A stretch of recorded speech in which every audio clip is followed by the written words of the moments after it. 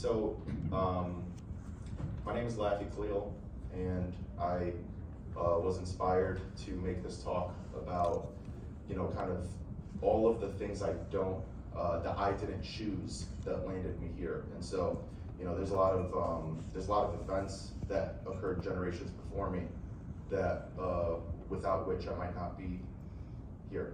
And so I'd like to start with my family origin. We are originally Palestinian from the old city of Jaffa and Nazareth, which are in present-day Israel proper. And this is my maternal grandfather. He was born in 1934 and moved to refugee camps in Jordan in 47, and then settled in Amman and Ajlan. He worked as a medical tech, phlebotomist, lab technician. This is kind of wear many hats, and he was pretty well respected.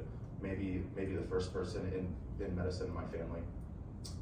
He had 4 children in Jordan. My mom was the second oldest. She was born in Ajlan in 67. And then they moved to Michigan, my grandfather, my grandmother, and opened up a diner in Detroit and set the groundwork for the legacy that they've left behind. My paternal grandfather had a different story. He was born in 1918, right after World War I, and I'm named after him. 9 children, my dad was the only boy, so my dad had 8 sisters, and so I carry the paternal name as the oldest paternal grandchild. That's a boy.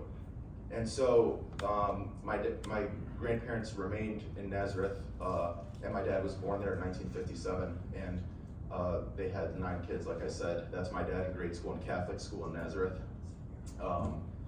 And my dad, after my parents got divorced in 2007, returned to Nazareth to take care of his elderly parents, and now lives in Nazareth with his new wife and my brother in this house. And so where my story began, I guess, my parents separately moved to America in 1975, and eventually after they met and got married, X, Y, and Z, my mom was a student at Ohio State at Mansfield campus. My dad was an economics professor there. He's a PhD. And so I was actually born at OSU in Columbus, which I always used whenever I interviewed at Columbus to my advantage. And then when I was 3 years old, we moved to Freiburg, Germany, because my dad very academic oriented and always was seeking different sabbaticals and research opportunities. So we lived there for 2 years, and I spoke German before I spoke English. And then we moved to Chicago, where I spent the majority of my elementary years, and Michael Jordan is my GOAT. I'm sorry, Cleveland. And then we moved to Western Massachusetts, where my younger siblings were born, and I spent most of my middle school years there. And then I actually moved to Australia, to Melbourne in high school, because my dad got tenured as an economics professor at Monash University. And so I spent 9th, 10th, and 11th grade in Melbourne. And like any teenage kid, I had my rebellious phases. I got my ears pierced, and my grades were not going in the right direction. And so my parents were going through a divorce at this time, and I looked at them and I said, "You guys figure it out, but I'm going back to America." And so at the end of my junior year, I actually moved to Michigan by myself, moved in with my grandparents, which was the first time I lived near them my whole life.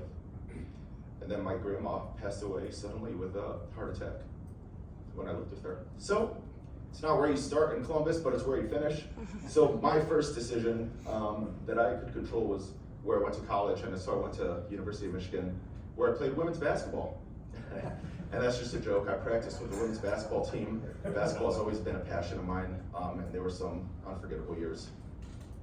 And then I kept choosing to stay near family, and traveling my whole life and not being near family. I had my eyes set on meeting my future wife, hopefully near my family, so that I wouldn't have to split Thanksgivings. So that was my priority.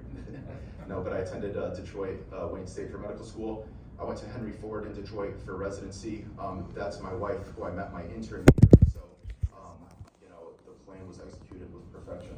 And then that's Dr. Mansuros there in the middle. He was my mentor in residency, and graciously accepted me bringing my wife along the sidelines when we covered football games. She's a physical therapy doctorate student, so she loves it. And just like I envisioned. That's both of our families at my graduation last year, and they hang out without me this year while I'm in Cleveland, which is great.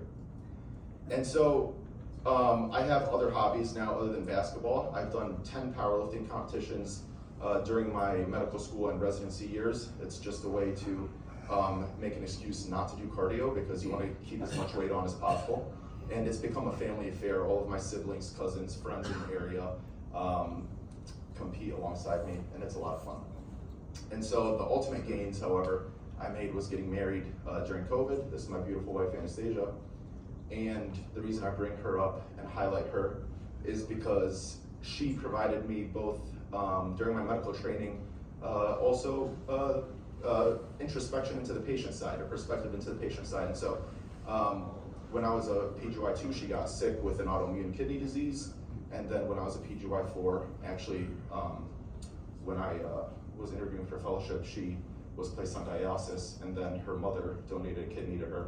And so she successfully underwent kidney transplantation about 2.5 years ago. And she is a warrior, and she made a nonprofit, a Warrior Beam. And her goal is to provide comfort items to patients, awareness. And she made her first drop off at the dialysis center. And this is us 2 weeks ago at her Greek Orthodox Church at Opa Fest, which is kind of a national thing. I'm kind of ingratiated in the Greek community. Dr. Matsiros is Greek. They share a birthday actually on November 19th, so it's pretty funny. And so in the future, I'll be joining Ortho Michigan in Flint, Michigan. Come if you want to kayak. They've got beautiful rivers there. You can drink the water. And I'll be affiliated with the McLaren Flint Orthopedic Residency to some degree, and I'm looking forward to it.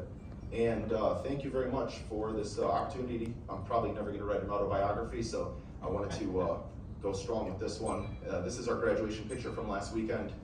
And to answer who am I guess I'm now a warthog, so thank you very much.